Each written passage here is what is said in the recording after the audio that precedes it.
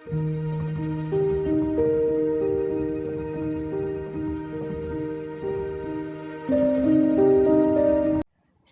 श्री स्वामी समर्थ. तर आजच्या ब्लॉगची सुरुवात होत आहे 4 ते 6 पर्यंत. मी आज कोणते कोणते कामं केले, त्यात घर झाडणे पुसणे आणि बरेच माझे आज भांडे पण राहिले होते, कारण मुलगी राहत नव्हती.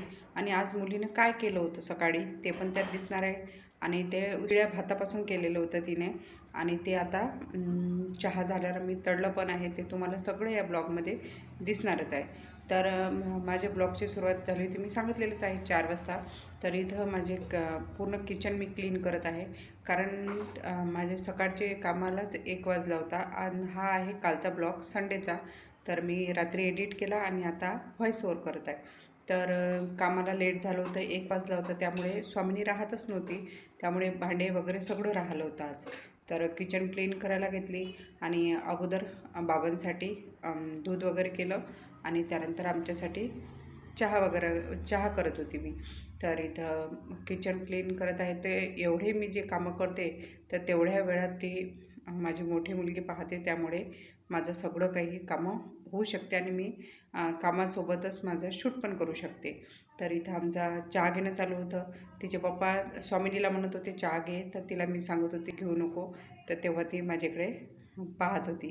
तर तिचे पप्पा असताना ते त्यांच्या मागच असते आणि मला ते तेवढं म्हणजे ते आले तर थोडं टेन्शन नसते, ते त्यांच्याच जवळ जाते. तर इथं चालू होतं माझे पूर्ण कपडे काढले होते, कारण आता उन्हाळा असल्यामुळे लवकरच कपडे तसे लवकर जर धुतले तर आपले ऊन एवढी कडक आहे आतापासूनच, तर आपले 1-2 तासातच कपडे होऊन जातात. आणि मी काही कामं करत असले तर माझ्या दोन्ही मुली माझ्यासोबतच असतात, कामं करायला मदत करतात. मोठी मुलगी तर तशी पण करते, पण त्याच्यासोबत लहान मुलगी पण सुद्धा करते. आणि कपडे घडी करायला गेला तर पूर्ण पूर्ण कपडे ती काढून टाकते. तर मी हे कामं करता करता माझी सहारा पण मला मदत करत होती.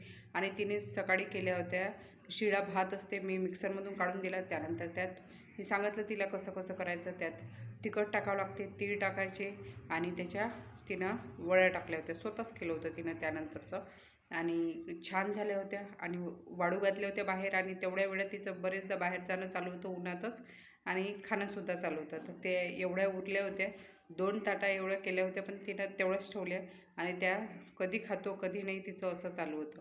तर ते शेवटी तिला कामं राहू दिले बाजूला, पहिले तिला ते तळून दिल्या. आणि त्या तशाच नाही तर थोडं त्याच्यासोबत काही ना काही आंबट चिंबट असलं तर चांगलं लागते. तर त्यामुळे तिनं टमाटर सॉस आणलं होतं, त्यासोबतच आम्ही त्याचा स्वाद घेतला. खूप छान झाल्या होत्या, तुम्ही पण एकदा नक्की करून बघा. तर इथं आता सगळ्या रूमचं मी सगळ्या रूमचं झाडणं पुसणं केलं. त्यानंतर एकीकडे मी माझे भांडे लावून ठेवणार होते, कारण भांडी घासायला बराच वेळ लागणार होता आज, कारण बरेच भांडे होते. तर इथं समोरचा हॉल आणि हे क्लीन झाडत होती, तर तेवढ्या वेळातच तिचं मधात असते आणि ते पूर्ण कचऱ्यात जे जे सापडणार ते सगळं उचलून घेते. तर इथं चालू होतं सगळे रूम क्लीन तर केलेच होतं, त्याबरोबर एवढं क्लीन करूनही तिचं कचरा काढणं, कुठून कचरा आहे तो काही समजत नाही. एवढं वेळ घर झाडावं लागतं की बेडच्या मागं ते एवढा कचरा टाकून ठेवते.